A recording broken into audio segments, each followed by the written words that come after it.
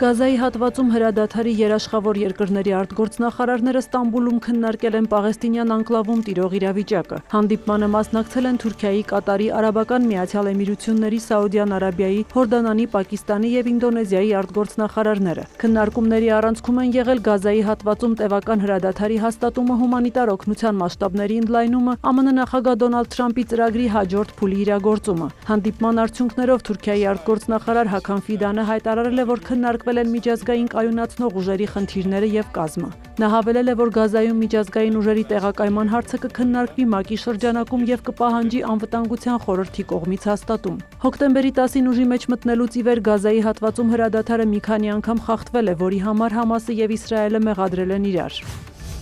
ԱՄՆ նախագահ Դոնալդ Թրամփը վերահաստատել է 30-ամյա դադարից հետո միջուկային փորձարկումները վերսկսելու մտադրությունը, նշելով դա անհրաժեշտ է ստուգելու, թե ինչպես են այդ զենքերն աշխատում։ CBS News-ին տված հարցազրույցում Թրամփը հայտարարել է, որ Ռուսաստանը, Հյուսիսային Կորեան եւ Չինաստանը նման փորձարկումներ իրականացնում են եւ չի ցանկանում, որ ԱՄՆ-ն լինի միակ երկիրը, որը միջուկային զենքի փորձարկումներ չի անցկացնում։ Թրամփի խոսքով Միացյալ Նահանգներն ավելի շատ միջուկային զենք ունի, քան որևէ այլ երկիր։ Միևնույն ժամանակ նա նշել է, կցանկանար տեսնել միջուկային զենքի զինանոցների կրճատում ամբողջ աշխարհում եւ արդեն քննարկել է այդ հարցը Ռուսաստանի նախագահ Վլադիմիր Պուտինի եւ Չինաստանի նախագահ Սի Ցինպինի հետ։ Կարծում եմ, մենք պետք է քայլեր ձեռնարկենք ապամիջուկայնացման ուղղությամբ։ Մենք ունենք բավարար քանակությամբ միջուկային զենք աշխարհը 150 անգամ պայթեցնելու համար, ասել է Սպիտակ տան ղեկավարը։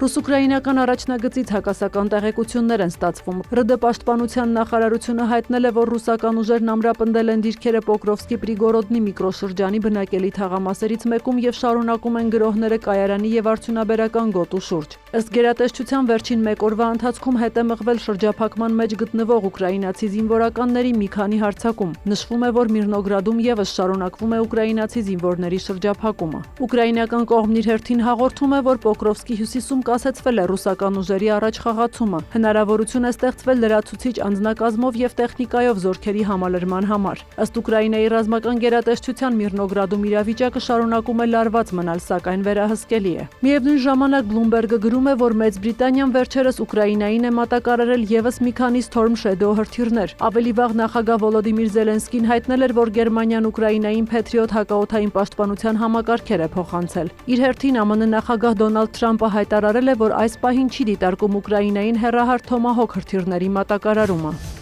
Հռոմի կենտրոնում Կոլիզեումի մոտակայքում մասամբ փլուզվել է միջնադարյան կոնտի աշտարակը։ Փլուզման պահին կատարվում էին հուշարձանի վերականգնման աշխատանքներ։ Ուժել է 4 աշխատող, որոնցից մեկը ծանր վիճակում հոսպիտալացվել է։ Երկուսը բուժօգնություն են ստացել տեղում, եւս մեկ աշխատող դեռ փլատակներում է։ Երկրորդ փլուզումը տեղի է ունեցել, երբ հրշեջները փորձում էին փլատակներից հանել աշխատողին, նրանք չեն տուժել։ Ըստ իշխանությունների փրկարարական գործողությունը բավական բարդ է եւ կարող է երկար տևել, քանի որ նոր փլուզման վտանգը մեծ է։ Սյուզաննա Չրաղյան, լուրեր։